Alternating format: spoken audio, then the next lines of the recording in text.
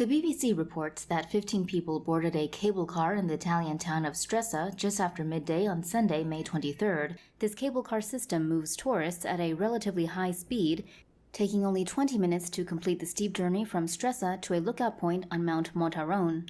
When the cable car was only 300 meters from the top, it seems that a cable snapped and the car fell about 20 meters and rolled down the steep slope before being stopped by trees.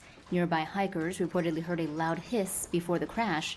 Some of those who died were thrown from the car. Of the 15 passengers, 14 died, while the only survivor is being treated for serious injuries in a nearby hospital. The disaster is likely to renew doubts about Italy's transport infrastructure. In 2018, the Morandi bridge in Genoa collapsed after years of neglect, killing 43 people. In 2009, a freight train carrying gas derailed and exploded, killing 32 people.